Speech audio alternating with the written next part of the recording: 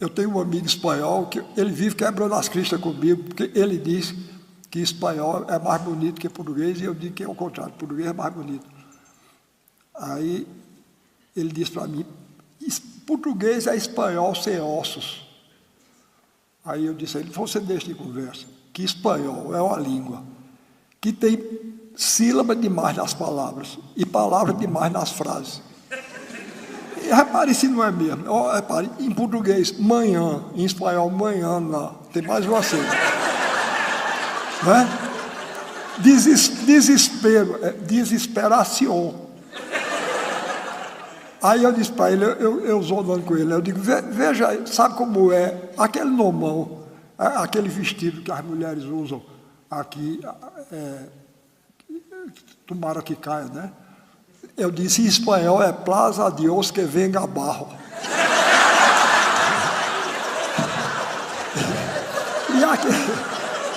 E aquele nomão grande, aquele insulto grande, hijo de una muchacha que se ha olvidado de los consejos de su madre.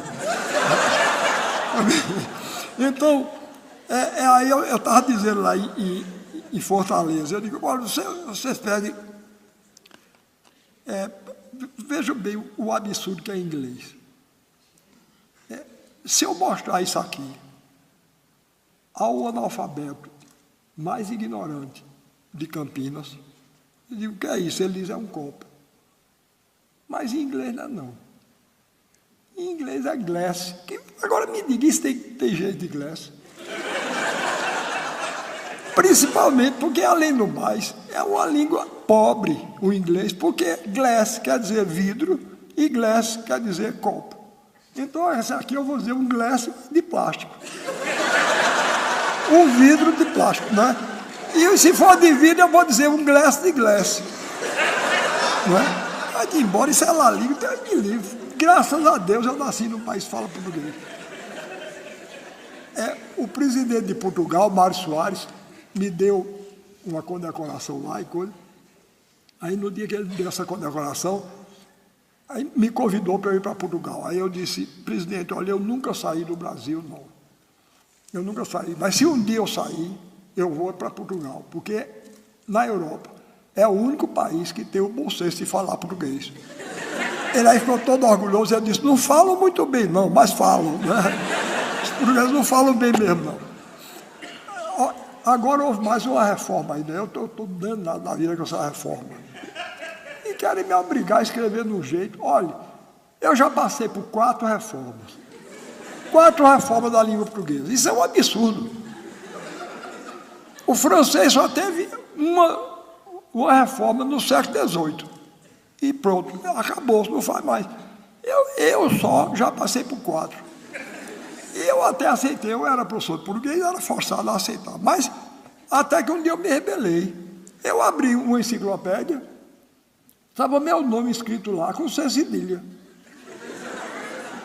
Aí eu fui procurar Aurélio, que era um dos autores principais da reforma, Aurélio Buarque.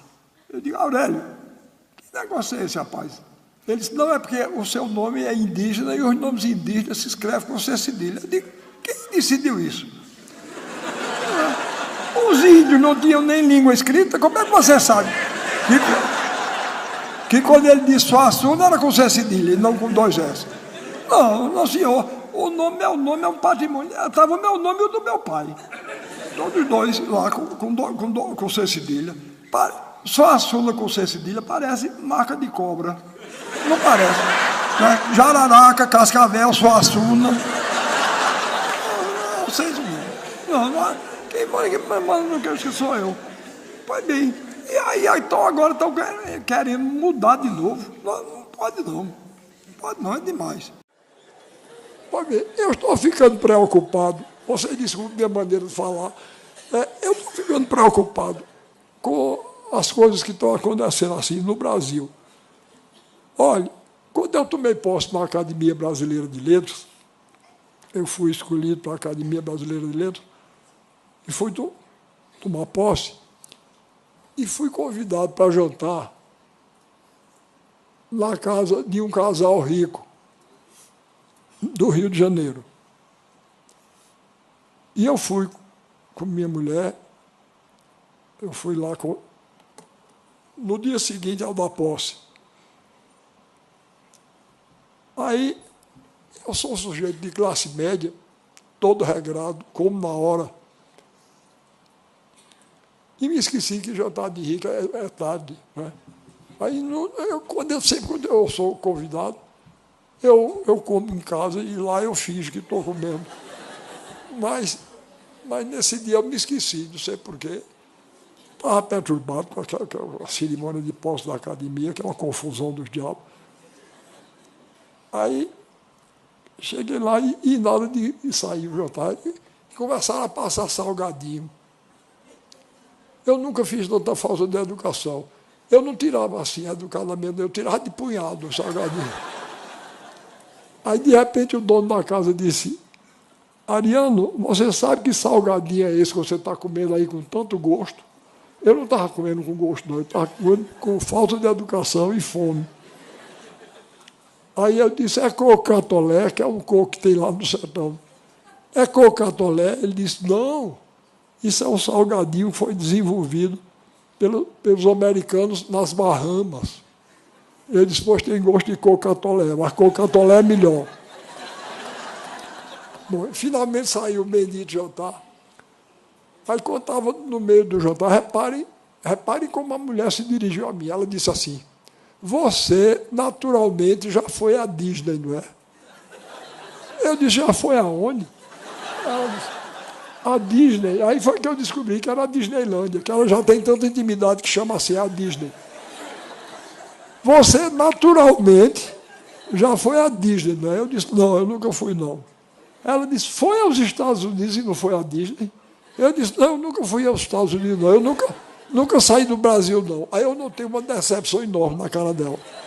A cara dela era quem dizia assim: esse homem não devia ter sido escolhido para a Academia Brasileira de Letras, não, que nunca saiu do Brasil.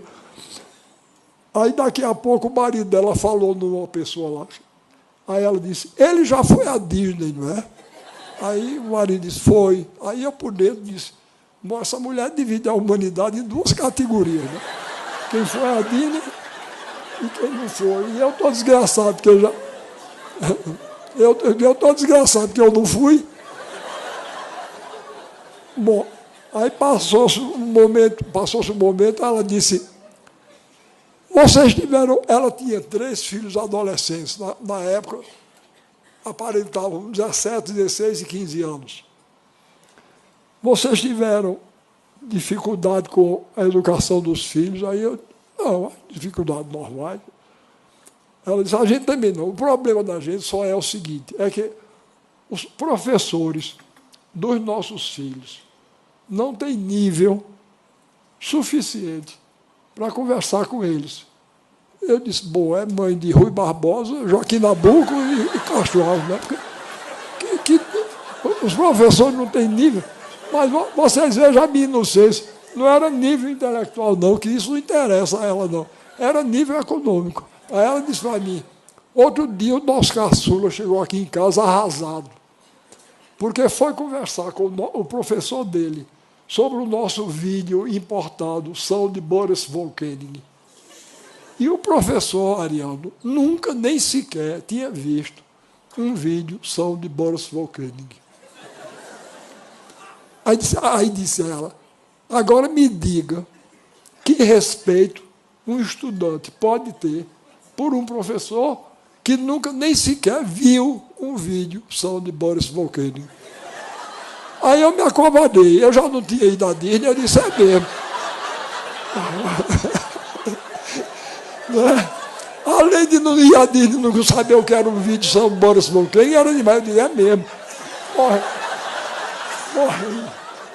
Morrendo de medo que ela perguntasse qual era a diferença do vídeo sobre Boris Volkönig para os comuns, que eu não saberia dizer.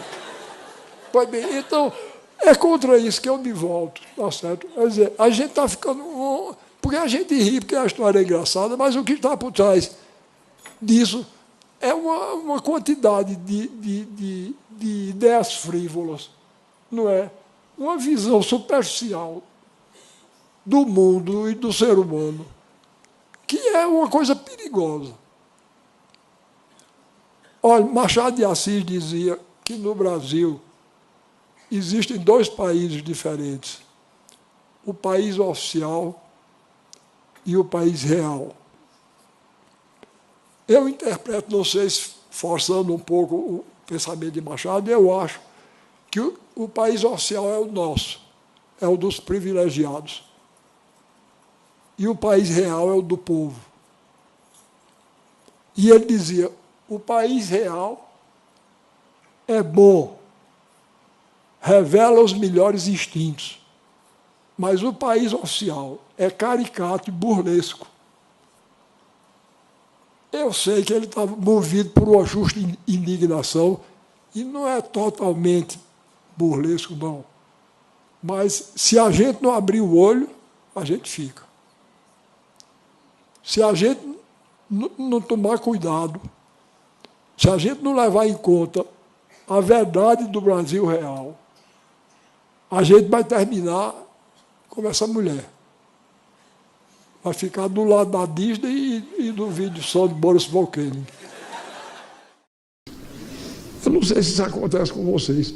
Eu não vou na casa de ninguém, convencer ninguém a fazer coisa nenhuma. Mas na minha casa, de vez em quando, baixa uma pessoa para me dizer o que é que eu devo gostar, o que é que eu devo fazer, o que é que eu devo ler. Olha, eu não sei o que é isso, não. Que falta de sorte. Uma vez, vocês não vão acreditar, uma mulher foi na minha casa e disse assim, eu vim hoje aqui lhe dizer um bocado de coisa que você não vai gostar. Eu disse, então não diga. Não custa nada. Você já sabe que eu não vou gostar. A primeira coisa que ela disse foi o seguinte, ela disse, você nasceu no mês de junho, não foi? Eu disse, foi. Ela disse, em que dia? Eu disse, 16. Ela disse, signo de Gêmeos. Você sabe que todo mundo que nasce no signo de Gêmeos tem duas caras. Ela me acusou de falsidade. Rapaz, que moça bem educada. Aí eu disse, e você acha que se eu tivesse duas caras eu usava essa?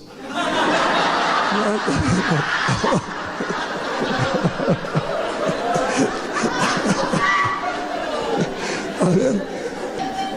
Pois bem, então vai muita gente na minha casa me converter. E tem uns adeptos, porque o avionismo, hoje eu chamo assim, porque está se tornando uma verdadeira fé.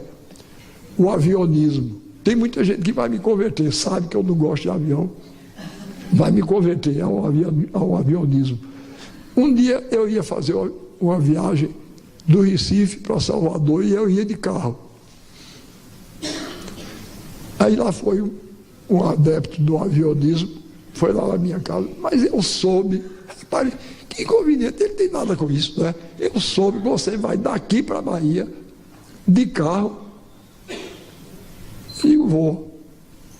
Você sabe que hoje, estatisticamente está provado, que dá mais desastre de carro do que... Repare que me agorando, não é? Dá mais desastre de carro do que de avião. Eu disse, olha, eu vou dizer uma coisa a você. Disraeli, primeiro-ministro inglês da Rainha Vitória, Disraeli foi um dos homens mais inteligentes da época dele. E ele dizia que tem 3 tipos de mentira. A mentira comum, a mentira deslavada e a estatística. Eu disse que era a mais grave de todas, não é? Aí eu digo, você começa com enrolada. Eu quero saber o seguinte, estatisticamente está certo, pode dar mais desastre de carro do que de avião. Eu quero saber o seguinte, pegue 50 desastres de avião e 50 de carro e veja quem foi que teve mais sobrevivente. Não é? É isso aí, o que eu quero ver é isso aí. O negócio de se estatisticamente dá mais, eu quero lá saber disso. Pois bem, aí ele aí não ficou satisfeito, não. Disse, mas rapaz, você vai aí num carro nessas estradas, o carro cai num buraco, você é capaz de morrer. Aí eu disse, pior é avião, para onde ele vai o buraco acompanha.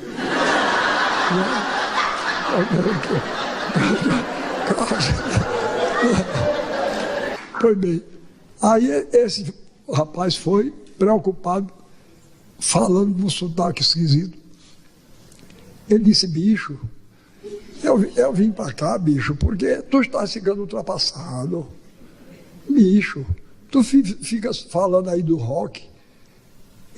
Eu pronuncio as palavras como eu vejo escrito, tá entendendo? Ele disse, o negócio agora é o punk e o funk. Ele diz punk e funk, mas eu digo punk e funk, é como está escrito. Aí, outro dia eu fui dar uma aula no colégio, cheguei lá, estava uma faixa. No dia do estudante, o colégio tal oferece a seus alunos uma aula show do professor Ariano Suassuna. Eu disse, tira a faixa, senão eu não dou aula. Eu não dou aula show, não. Eu dou aula espetáculo. Na minha terra, show é uma interjeição de espantar galinha. Tá certo? Não dou, não. Aí, tá ficando ultrapassado. O negócio agora é o funk e o punk. Aí, para me converter, me mostrou a seguinte obra-prima, viu? Eu estou aqui no ambiente de professor, não preciso dizer, existiram no século XX 2 físicos, um chamado Rutherford, o outro chamado Bohr. Pois bem, esse foi o tema que o rapaz lá pegou para fazer o funk dele. Ele pegou a guitarra assim para me mostrar, aí pegou, começou. Rutherford, Bohr. Rutherford, Bohr. Rutherford, Bohr. Modelos atômicos, Rutherford, Bohr. Aí, veja que coisa imaginosa. Toda parede espera um prego. Toda parede espera um prego.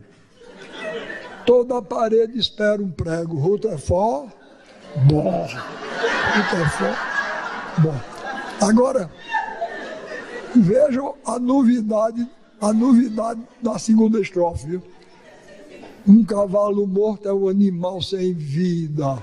Um cavalo morto é um animal sem vida. Um cavalo morto é um animal sem vida. Rutherford, Bohr. Rutherford, Bohr. Modelos atômicos. Em redor do buraco tudo é beira. Em redor do buraco tudo é beira. Em redor do buraco tudo é beira. Rutherford, Bohr. Eu tenho orgulho. Chegar aos 84 anos assim, animoso e bem-humorado. Isso é uma façanha e eu me orgulho.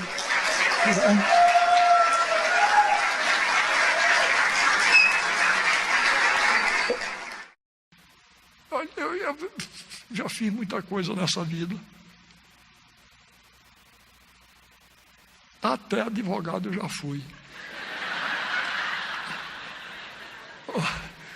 Olha, que me perdoe se tiver aqui alguém que é advogado ou que tem vocação para direito. Não leve a mal o que eu vou dizer, não.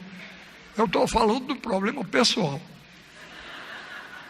No meu tempo, não havia essas opções que tem hoje, não. No meu tempo só tinha 3 opções: medicina, direito e engenharia. Quem era bom em conta de somar ia ser engenheiro. Não é o meu caso. Eu faço uma conta de somar 4 vezes, dá 4 resultados errados. Cada um diferente do outro. Bom, quem gostava de abrir barriga de lagartixa de manhã ia ser médico. Não gosto. E quem não dava para nada ia fazer direito. Meu caso. Bom, aí, resultado, eu não dava para nada, mas não me leve a mal. Os que aqui, porque tem gente que estuda direito por vocação, e é uma bela vocação, mas eu não dava para aquilo, não. Eu fui estudar direito, inclusive porque me juntei com um bando de gente que não dava para nada como eu. Hermílio Palma Filho, que era diretor de teatro, Aloysio Magalhães, que era pintor, artista plástico, José Laurino de Mello, que era poeta, e afim. E nós, na faculdade, fundamos o Teatro do Estudante de Pernambuco, e eu passei os 5 anos. Eu não sei nada de direito. Eu estudava para passar, Uma véspera eu estudava assim, para ser aprovado. Agora, para vocês verem, eu me formei, aí não tinha emprego. Aí tinha um grande advogado lá, de Pernambuco, chamado Murilo Guimarães, e ele me chamou para trabalhar no escritório dele. Então eu fiquei lá, porque por falta de emprego, tinha opção nenhuma. Pois bem, olha, eu nunca sofri tanto na minha vida. Nunca sofri tanto. Inclusive, eu não tenho habilidade nenhuma. E para ser advogado, a pessoa tem grande habilidade, astúcia. Porque senão os ruins enrolam a gente. É como político também. Eu não tenho nenhuma vocação política. Quer dizer, eu milito politicamente como escritor. Sempre me dei, mas quiseram uma vez me escolher qualquer coisa lá. Eu digo, pelo amor de Deus, não faça uma desgraça dessa comigo, não. Tá certo? Eu tenho o maior respeito. A política levada a sério, Aristóteles dizia, é a arte do bem comum. É uma coisa nobilíssima. Mas se eu for lá, eu termino enrolado. E não faço nada, tudo errado. Pois bem, agora, vocês imaginem, eu ser advogado, eu não sei. Eu não sei nem usar um telefone. Esses meios, eu estou admirado que esse aqui tá bem. Sempre que essas coisas eletrônicas, eu não simpatizo com eles e eles retribuem. A antipatia, está entendendo? De vez em quando faz. Eu estou até admirado que até agora não fez. Pois bem, então eu não gosto de telefone. Quando a moça que trabalha comigo lá já tem ouvido desaforo, que eu telefono para lá, eu quero falar com a Ariana. Ela disse, não está não. Então qual é o número do celular dele? Ela disse, ele não tem celular não. Houve o maior desaforo, que ninguém acredita. Eu quero lá negócio com o celular, um negócio que escraviza a gente. Eu não gosto de telefone nem convencional, quanto mais aquela desgraça do celular. E uma coisa mal assombrada, não é? A pessoa falando com a gente, sem a gente estar vendo a pessoa. Não gosto não. Pois bem, e telefonema para mim tem que ser no estilo tradicional. Tem que dizer tudo. Tem que dizer alô, quem fala. Se não disser isso, eu me atrapalho todo. Pois bem, um dia eu estava no escritório do Dr. Murilo Guimarães, desse advogado. Eu estava sozinho, estava perto do telefone. Aí tocou o telefone, eu atendi. Em vez do homem dizer alô, quem fala, o homem disse logo, quem fala? Eu disse, Ariano Suassuna. Ele disse, desculpe, não é para ir não. Aí eu disse, meu Deus, ele queria falar com o doutor Murilo, fiquei com aquela agonia na cabeça. Aí trocou o telefone de novo, eu atendi. Ele disse, quem fala? Eu disse, Murilo Guimarães. Ele disse, como vai você, Murilo? Eu disse, eu não sou o doutor Murilo, não. Ele disse, por que é que diz que é? Eu disse, porque quando eu digo meu nome, o senhor desliga. Aí houve uma pequena pausa lá.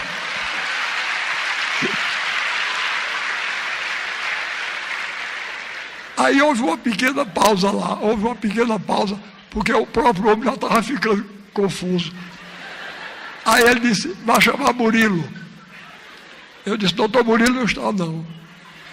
Ele disse, e ele demora? Eu disse, eu acho que demora. Ele foi para a Europa. Ele disse, e por que o senhor não disse logo? Eu disse, porque o senhor não perguntou. Ele disse, e tem algum auxiliar dele aí? Eu disse, tem senhor. Ele disse, quem é? Eu disse, Ariano Suassuna. Ele disse, o senhor não sabe nem atender o telefone. o senhor deixa esse negócio, o senhor não dá para isso não. Aí eu deixei. Quando o doutor Murilo chegou, eu digo, doutor Murilo, eu não vou deixar isso, eu não dou para isso não. Olha, não sou eu que digo não, Cervantes, que falava espanhol, como vocês sabem, ele dizia que o português é a língua mais sonora e musical do mundo. E é mesmo. Que coisa linda é a língua portuguesa. É o meu material de trabalho. Eu tenho um orgulho danado da língua portuguesa. Eu estou ficando preocupado. Porque não é somente, olha, na minha terra. Outro dia eu saí andando descuidado por uma rua. Quando eu vi, estava shopping, escrito shopping, Macambiras, com um apóstrofo S. Shopping Macambiras Center. Macambiras Center. Tenha dó. A macambira, como vocês conhecem, é um vegetal digno, não é? Para botar no shopping Macambiras Center. E até nos nomes próprios. Olhe, se algum de vocês tem nome assim, me perdoe, vocês não têm culpa não. Nem o pai de vocês que botou o nome tem. Isso é uma lavagem cerebral que a gente sofre desde menino. Convencem a gente que Manuel é o nome de segunda ordem e Wellington é de primeira. Não é? Pois bem, outro dia eu estava na Universidade Federal de Pernambuco e depois da aula os estudantes começaram a me pedir para tirar retrato, né? E dar autógrafo, essas coisas que a juventude gosta de fazer. Aí chegou uma moça junto em mim, eu disse, minha filha, como é seu nome? Ela disse, Ruedia. Eu disse, como é que se escreve? Ela disse, W-H-E-Y-D-J-A. Depois não, para Ruedia, de lá. Atrás de Ruedia, outra. Eu disse, como é seu nome? Ela disse, Ruemita. Eu disse, como é que se escreve? Ela disse, W-H-E-M-Y-T-T-A. Eu disse, você é irmã de Ruedia? Ela disse, como foi que você adivinhou? Como foi que... É claro que tinha que ser. Mas o melhor de tudo foi que atrás de Ruemita e Ruedia tinha um rapaz que parece que ouviu minha conversa com as duas e deve ter pensado, esse homem é analfabeto. Porque quando chegou a vez dele, eu disse, como é seu nome? Ele disse, Hugo, H-U-G-O. Soletrou também.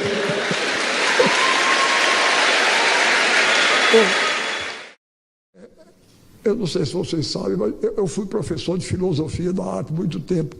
E uma das coisas que eu mais me encanta, uma das coisas que mais me encantavam e me encanta ainda hoje, é que o povo brasileiro gosta muito de rir.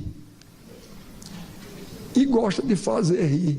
Não é? Eu gosto de rir, gosto de fazer rir. Você não sabe como eu fico contente quando eu digo essas besteiras que vocês acham graça. Eu fico contente. Molière dizia uma coisa que eu acho, uma frase que eu acho ótima.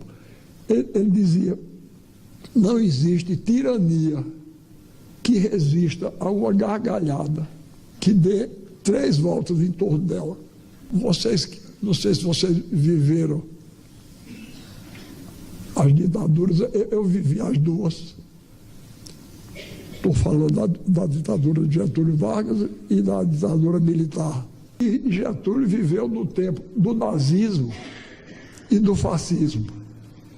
E havia pessoas que queriam que Getúlio enveredasse por essa linha.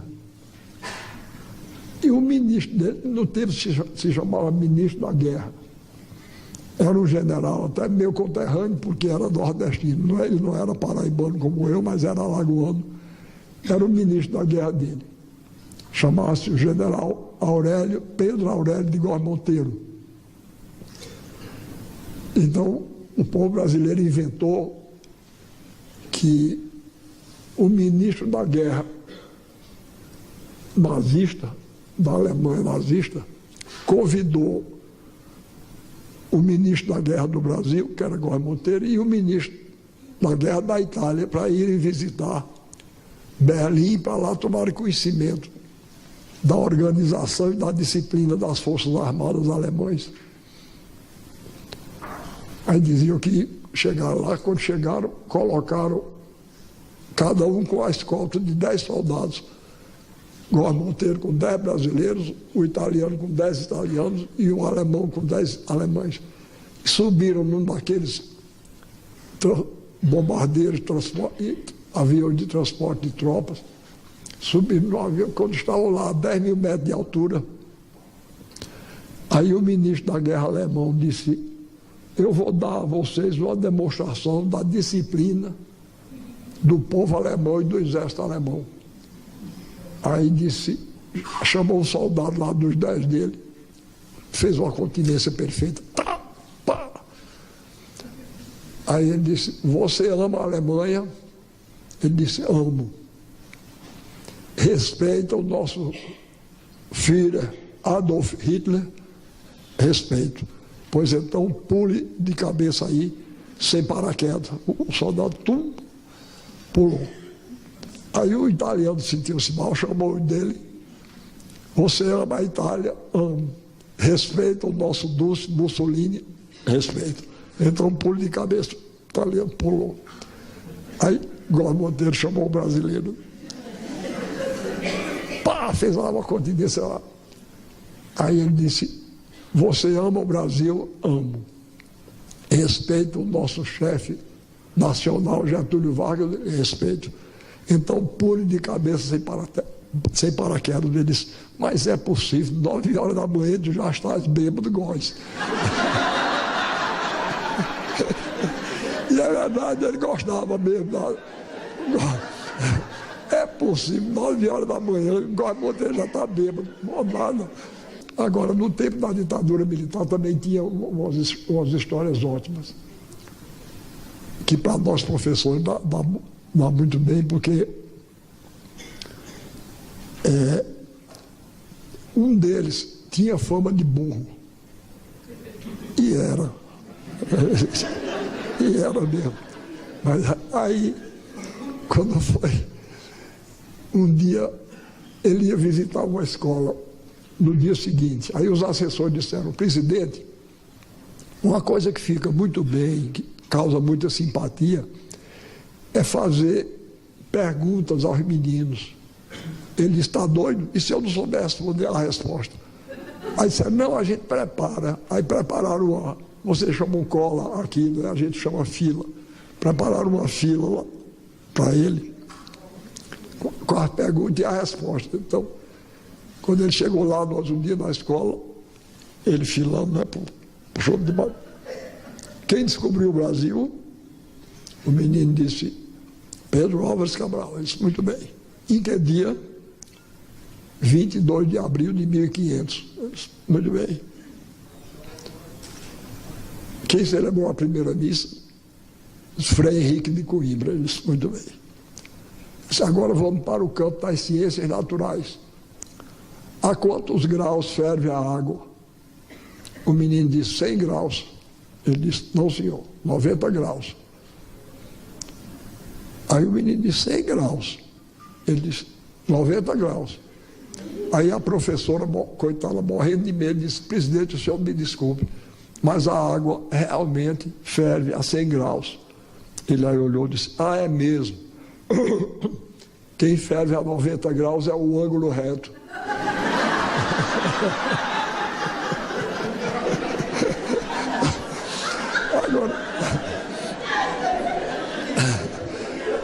Agora vocês imaginem, olha, o sujeito que inventou uma história dessa é um gênio, não é? É um gênio. Agora eu fico admirado, porque essas histórias correm o Brasil, da Amazônia ao Rio Grande, e ninguém descobre quem é o gênio, não é? Que inventa essas histórias. Eu acho o povo brasileiro extraordinário para essas coisas. Contavam dele também, outra muito boa. Disseram que ele viajou um dia para a Europa e foi viajar de trem da Espanha para a França. E ele estava no mesmo vagão com Picasso, não é? O grande pintor espanhol, e com Stravinsky, o grande músico russo. Aí eles estavam no vagão, quando foram passar a fronteira da Espanha para a França, todos os três estavam sem documentos. Aí foram presos. Aí Picasso disse, olha, não me prendam não, porque eu sou o pintor Picasso. Você não prove. Picasso disse, me deu aí uma folha de papel e uma caneta, né? Ele aí desenhou uma tourada assim rapidamente. Aí olharam e disseram, Picasso mesmo, pode ir, está solto. Aí Stravinsky disse, por isso não, porque eu sou o grande compositor Stravinsky. Disse, prove. Ele pegou, traçou uma pauta assim, botou as primeiras notas da suíte Petrústica, daquela grande música de Stravinsky, muito conhecida. Aí disseram, Stravinsky mesmo. Aí ele disse, não, então me solta, porque eu sou o presidente do Brasil. Disse, então prove. Ele aí sentou-se na cadeira, pensou 40 minutos. Aí disse, não me ocorre nada. Aí disseram, pode soltar, é ele mesmo.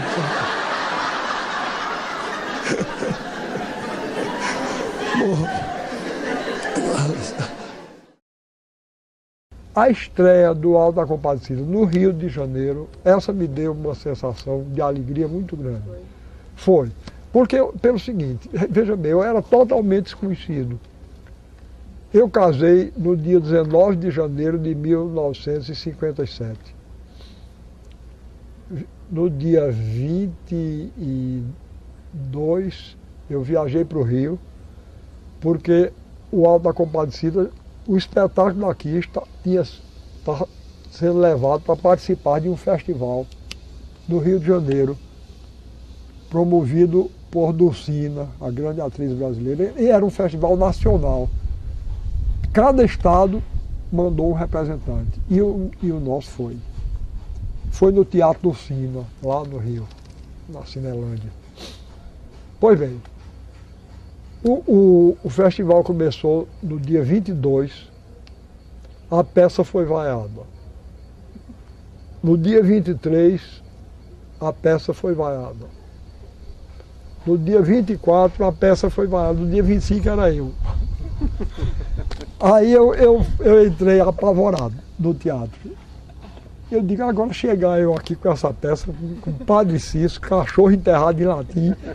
Minha Nossa Senhora, pois bem, eu vou lhe dizer, correndo o risco de desmentir que não sou vaidoso, eu vou lhe dizer uma coisa, eu nunca vi uma coisa daquela no dia da estreia. Inclusive porque a maior parte da plateia era interessada em torcer contra, porque eram participantes. Das outras festas? Sim, mas o povo, tinha um camarada junto em mim que não se contentava em aplaudir não. Ele subia na cadeira e batia com os pés na cadeira. Eu nunca vi uma coisa daquela não. Logo no primeiro ato, quando terminou o primeiro ato, os críticos que estavam lá e que iam ser os julgadores, correram para mim e disseram, como é que vai ser a da agora? Porque termina a primeira parte, morre todo mundo, né? Todo mundo é fuzilado.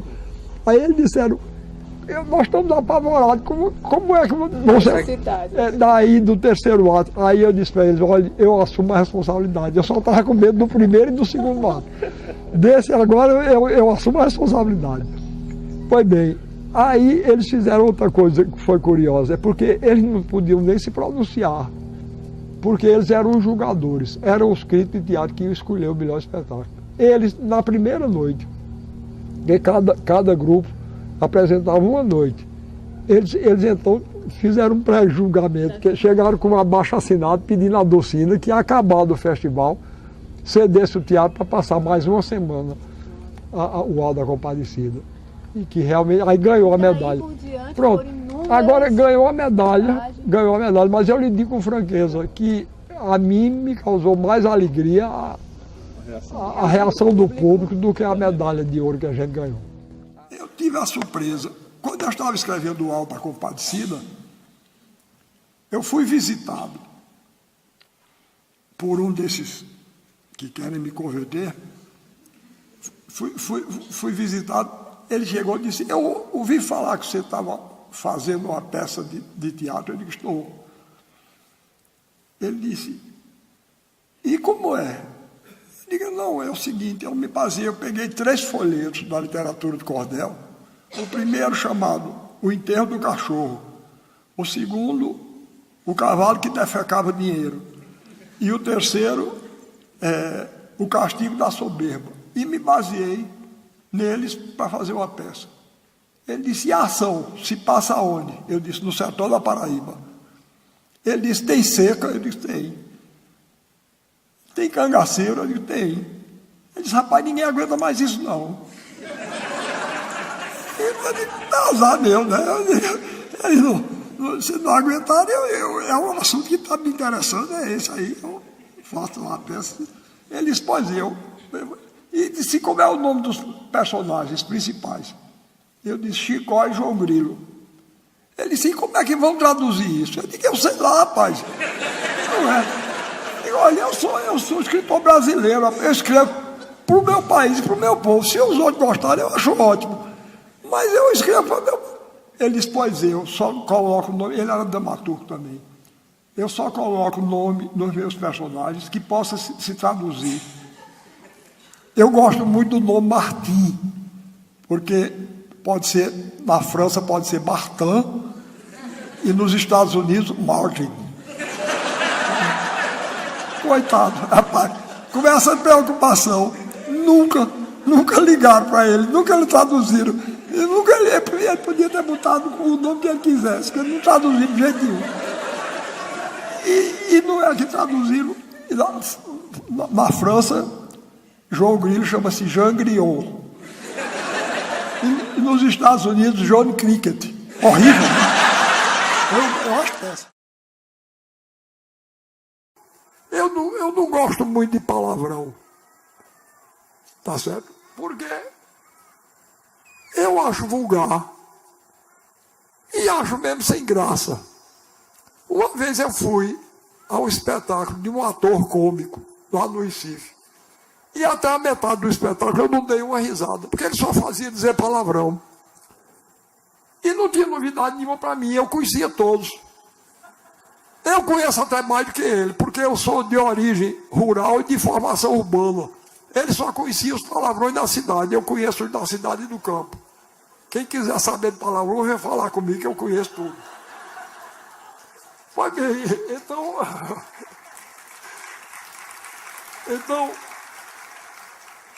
eu não gosto não, eu só gosto de ouvir uma obscenidade quando ela é dita com inteligência, dessa maneira que Freud disse. Quando ela é dita colocando a obscenidade por baixo de palavras de aparência inocente. Tem uma velha história criada pelo povo brasileiro também, que o pessoal disse que no Recife vinha um frade capuchinho. Sabe qual é o frade? Aquele que tem barba, né? O frade capuchinho. Vinha um frade daquele e tomou um táxi no Recife. Ele sentou-se ao lado do motorista. E o motorista era desse motorista de táxi louco, naquele trânsito doido. Encheu o pé. Aí começou a fazer loucura. Aí o padre arrastou o rosário e começou a rezar com medo, não é o frade. Aí de repente o motorista foi ultrapassar um carro. Vinha um ônibus pelo outro lado. Para não bater no ônibus, ele virou assim. Aí bateu com o táxi num pé de figo Benjamin. Pá, bateu, quebrou a vidraça toda. O padre meteu a cabeça na vidraça, quebrou a vidraça com a cabeça, cortou-se todo no vidro. Aí quando o táxi parou assim, aí ele puxou o lenço, o frade, botou assim para segurar o sangue. Aí disse: ó, meu filho, seu pai e sua mãe são vivos. Aí o motorista disse, só, ele disse, você quer me apresentar os dois para eu fazer o casamento deles? Entenderam? Ele chamou o homem pelo palavrão que ele estava dizendo, mas que ele estava querendo, mas não pronunciou o palavrão, né?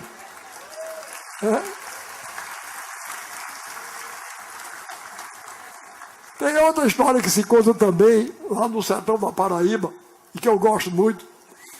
Diz que no sertão estava um profeta, né? Profetizando o futuro, o presente e o passado das pessoas. Você pagava ele e ele dizia qual ia ser o futuro do camarada. Dizia. Enfim, ele vivia disso. Aí chegou um camarada impertinente lá e disse, deixe de charlatanismo, isso é charlatanismo, isso não é verdade não.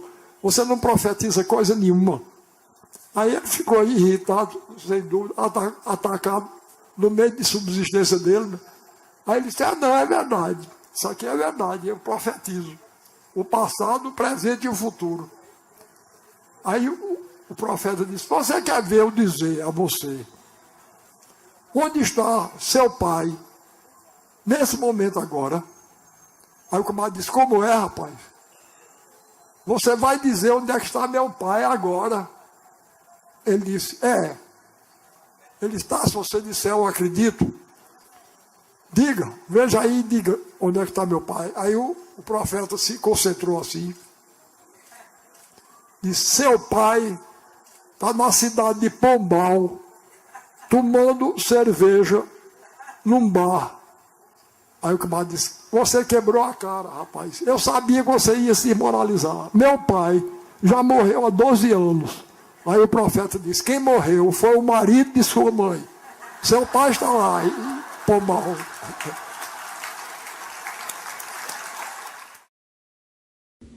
No ano de 1981, eu li um artigo de Gandhi, o grande líder indiano. Ele já tinha até morrido, mas eu li o artigo em 1981. Até 1981, eu usava paletó e gravata. Mas aí, quando eu li esse artigo de Gandhi, nesse artigo ele dizia que um indiano pertencente às classes privilegiadas, mas que amasse o seu país e o seu povo, não deveria nunca vestir uma roupa feita pelos ingleses, aquela roupa convencional, por dois motivos. Primeiro, porque estaria se acumpliciando com os invasores do país dele, com os ingleses. Em segundo lugar, porque estaria tirando das mulheres pobres da Índia um dos poucos mercados de trabalho que elas ainda tinham, a costura. Desde que eu li isso, eu digo, não uso mais gravata, não há quem me faça, tá certo? Aí, perguntei a Zélia, a minha mulher, eu digo, me arranja uma costureira popular. Aí ela me arranjou uma figura ótima chamada Edith Minervina de Lima. Aí eu disse, Edith, aí eu disse a ela como era que eu queria. Eu quero um casaco. Aí eu usava 3 cores. Azul, uma roupa de mescla azul, uma roupa branca e uma caque. Aí Zélia comprou pano dessas 3 qualidades, ela fez uma roupa igual a essa, 3 roupas. E eu fiquei usando desse jeito. Mas aí eu fui eleito para a Academia Pernambucana de Letras.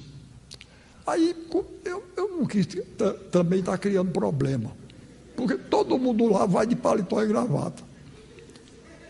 E o fato de não botar gravata começou a me criar problemas, mas problemas que eu enfrentava, porque eu também sabia que estava criando problema para os outros. Tá certo? Aí eu chamei a Edith, a costureira, eu disse, Edith, me faça uma roupa daquele mesmo jeito das outras, sendo que com pano preto. A Zélia comprou um pano igual a esse e ela fez. E eu fui de camisa. E eu botei até aqui para. Tá certo? E aí não fizeram problema, não. Me deixaram, eu entrei, fiz meu discurso, tomei posse lá. Alguns anos depois, uns 3 anos depois, o presidente de Portugal, que era Mário Soares, nessa época, me deu uma condecoração lá, uma medalha chamada Medalha do Infante Dom Henrique. E ele ia ao Recife e resolveu me entregar lá. Aí, na cerimônia, eu recebi o convite para ir para essa cerimônia, onde ele ia me entregar a medalha. E embaixo tinha escrito, traje, esporte fino. Eu digo, meu Deus, o que diabo é esporte fino? Eu não sou muito esfareado dessas coisas. Aí eu imaginei o seguinte, eu digo, eu vou com a camisa, o casaco preto da academia, que vai ser responsável pela finura. Não é? E o meu time lá em Pernambuco é um esporte. Aí, e as cores deles são preta e vermelha. Aí eu disse, aí pedi a Zé, ele me arranjou a camisa vermelha, ela arranjou. Viu? Eu aí fiz esporte fino. É essa que está aqui.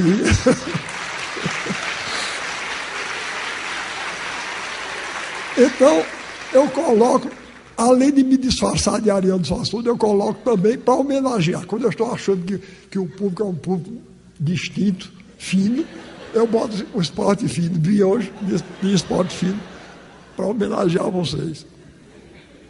Agora, deu um problema, foi quando eu entrei na Academia Brasileira, porque aí tem um fardão lá, que é todo bordado de ouro.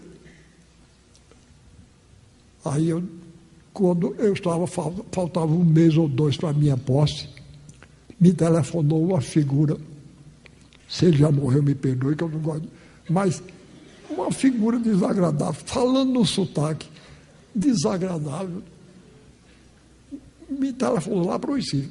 Alô, é a sua senhora? Eu disse, aqui é o Francesco, o alfaiate exclusivo.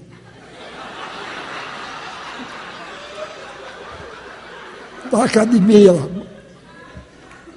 E eu estou te telefonando para tu me mandares tuas medidas, porque eu vou querer eu vou ter que fazer o teu fardão. Está falando aí, o meu, quem vai fazer é Edith. Tá certo?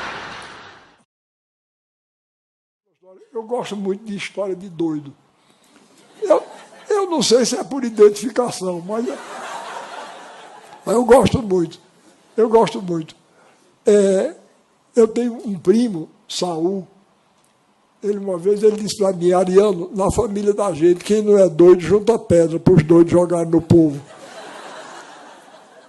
E eu não sei se é por isso, mas eu tenho um interesse por doido danado. Porque eles veem as coisas de um ponto de vista original, não é? E isso é uma característica do escritor também. O escritor verdadeiro não vai atrás do lugar comum, ele procura o que tem de verdade por trás da aparência. E o doido é danado para revelar isso. O nosso presidente falou do fato que meu pai governou a Paraíba de 1924 a 1928. Então, meu pai, quando governador, construiu um hospício e colocou no hospício o nome do maior psiquiatra brasileiro da época, que era um médico chamado Juliano Moreira. E meu pai colocou o nome de Casa de Saúde Juliano Moreira. E no dia da inauguração, ele muito orgulhoso da obra que tinha feito, e o Juliano Moreira foi o precursor no Brasil da chamada psicoterapia pelo trabalho. Então, meu pai chegou lá, os médicos todos de branco, e entraram os doidos com os carros de mão que tinham sido adquiridos pelo governo para iniciar a tal psicoterapia pelo trabalho. Aí, e um dos doidos estava com o carro de mão de cabeça para baixo. Aí papai chamou e disse, olha, não é assim não que se carrega, é assim. Ele disse, eu sei, doutor, mas se eu sei assim, eles botam pedra dentro para eu carregar. É uma coisa de gênio. É um gênio, né? Um sujeito doido. A cabeça familiar. Isso não é doido. Não é, na verdade. Pode ser doido. Sabia demais. Aí, então, essa é a minha admiração por eles. E a minha cidade, no sertão da Paraíba, é bem pequenininha, Taperoá, onde se passa a ação, se desenrola a ação de quase todos os trabalhos que eu escrevo. E, como toda cidade pequena do interior, nós temos lá o bêbado oficial, o doido oficial, não é? O herege, o sertanejo, de modo geral, é muito religioso, mas lá temos o herege. Ele, aliás, já não é mais vivo, não. Galdino do Borges. Pois bem, o doido oficial chama-se Manuel Bento. Um dia chegaram, mais ou menos na época de outubro ou novembro, seca danada no sertão do Cariri, que é o meu, um sol de meio-dia, e Manuel Bento estava diante de um muro bem comprido que tem lá, e com o ouvido encostado no muro, ouvindo assim, escutando atentamente.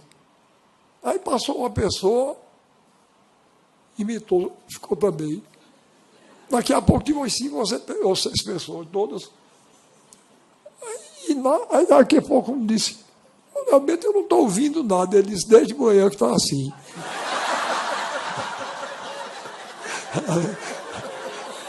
Bom, uma vez eu dando aula em São Paulo, eu disse, tinha mais, perto de, segundo me disseram, tinha uns 2.000 estudantes. Eu dando aula lá, aí eu falei na importância.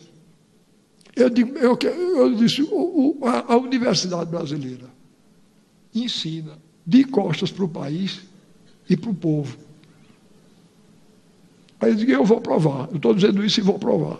Aí eu disse, olha aqui, o maior filósofo, eu dizendo lá para os estudantes, né? O maior filósofo alemão do século XVIII era Kant, Immanuel Kant.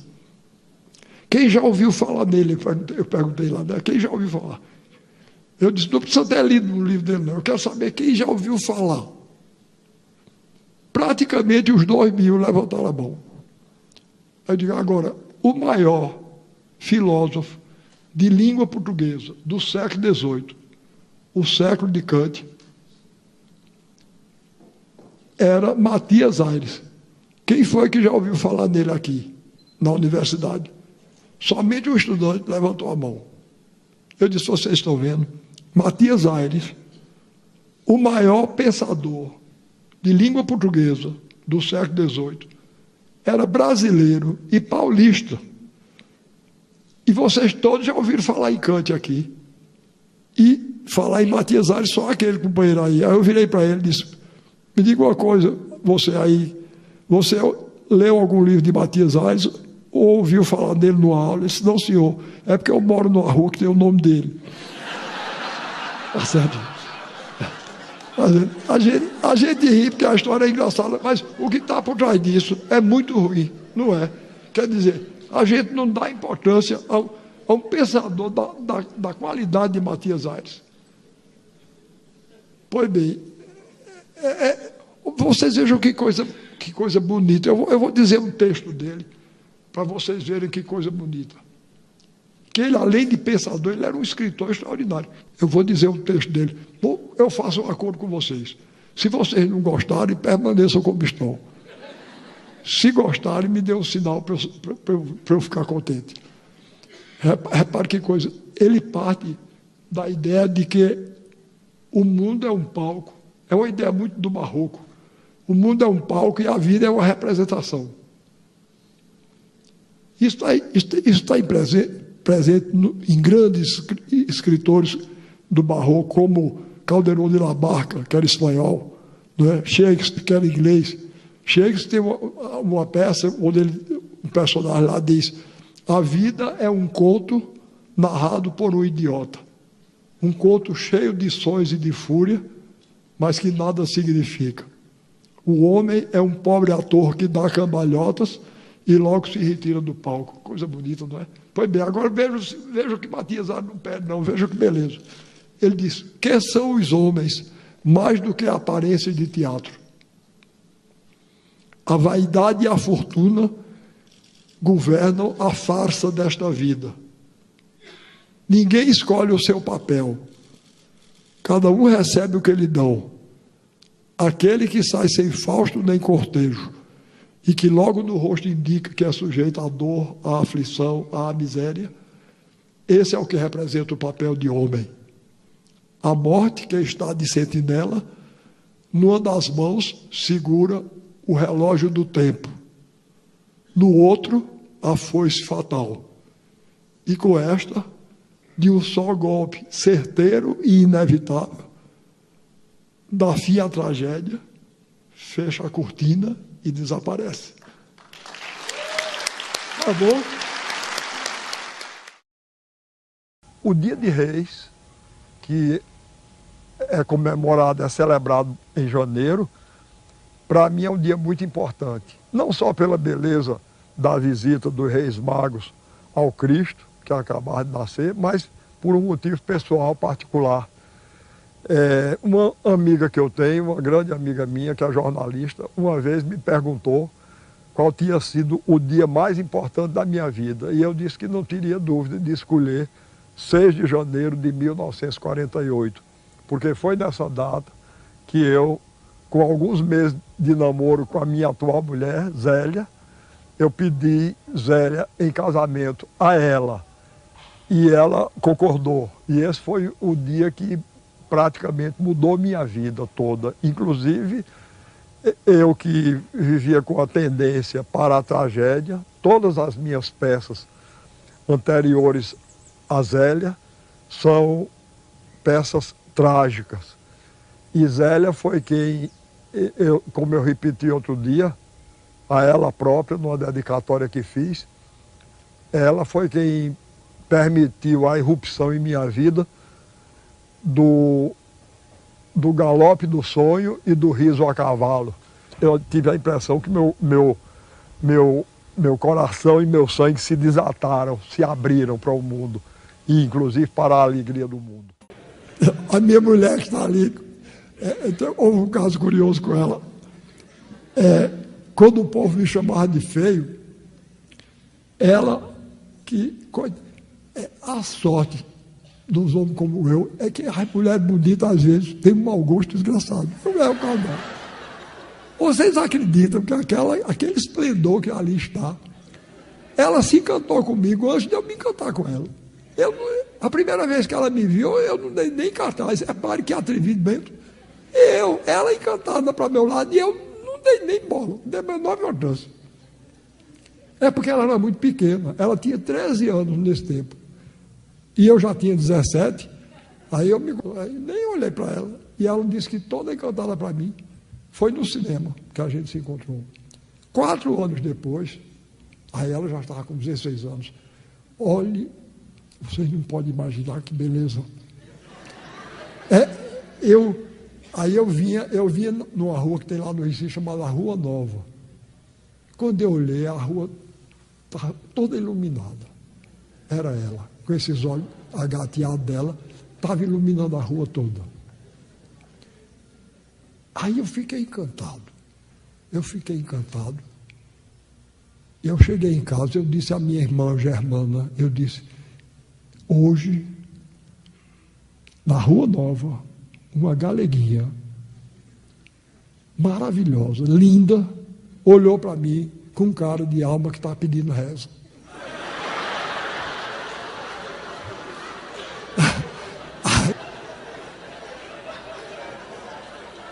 Aí Germana disse: deixe de ser convencido que uma mulher bonita desse jeito não vai. Eu disse: estava. Pois bem, uns 3 ou 4 dias depois, vejam as coisas como tem que ser. Ela estava na igreja, na calçada da igreja de Nossa Senhora da Conceição, na Rua Nova. Só podia ser. Foi um presente da Compadecida para mim. Pois bem, Aí ela estava lá, aí chegou minha irmã e disse: Ariana, é verdade mesmo. A galeguinha que você disse, chama-se Zélia, é irmã de uma colega de trabalho minha. E minha colega de trabalho disse que ela é toda encantada com você. Ó, que beleza. Aí eu digo: não, agora não me escapa mais não. Aí, alguns dias depois, eu vinha na Avenida Guararapes. Quando olhei, ela estava na fila de ônibus. Aí eu me aproximei dela. Zélia, eu já sabia o nome dela. Zélia, você se incomoda de me conhecer assim, sem ninguém nos apresentar? Ela disse: não, ela era meio atiradinha também. Aí, quando foi alguns dias depois, ela me mandou convidar para eu ir para uma festa. Aí lá dançamos a noite todinha e foi aí que começamos a namorar. Era o dia 20 de agosto de 1947. E até hoje não acabou, nem vai acabar, nunca. Foi paixão mesmo.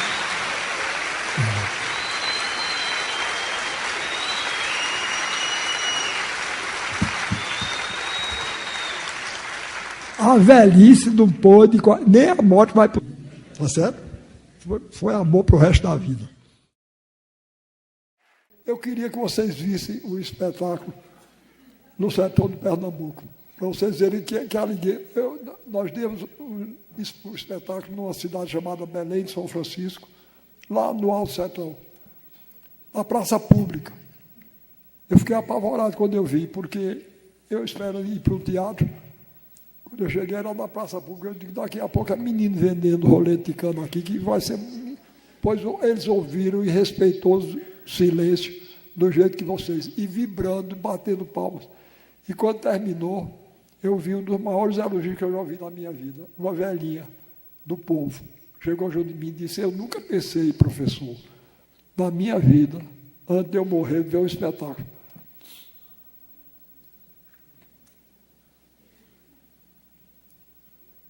Eu sou muito mole. Nunca pensei morrer, antes de morrer, eu ver um espetáculo bonito como esse, tá certo? Aquilo me pagou de tudo quanto foi canseira que eu venha tendo com essa idade em cima do carro, para cima e para baixo, mas ver uma coisa dessa, quer dizer, eu sei que eu levei para ela uma alegria do tamanho daquelas que eu tinha quando vi o circo, quando era menino. E levando uma arte de qualidade que o nosso povo merece. Agora, às vezes, porque eu faço essa valorização, o pessoal pensa que eu tenho hostilidade às culturas de outros países. Não tenho hostilidade, não. Nenhuma. Eu seria até um ingrato se eu tivesse essa hostilidade. Porque eu devo muito a Cervantes e Calderón, que eram espanhóis, a Molière, que era francês, a Dostoiévski, Gogol e Tolstói, que eram russos. Não é? Não devo nada. Agora, querer que eu, só para não ser considerado arcaico, eu gosto de Lady Gaga. Nesse aí, nenhum americano de bom gosto, se é que tem, nenhum americano de bom gosto gosta.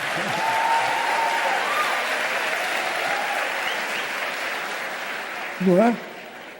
Deve ter algum herdeiro de Ernest Hemingway, né, que era um grande romancista. Não tem, não.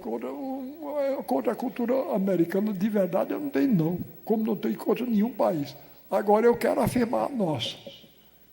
Porque aí, qualquer coisa que nos venha de fora, em vez de ser uma influência que nos esmaga, que nos corrompe, que nos descaracteriza, passa a ser uma incorporação que nos enriquece. Sabe?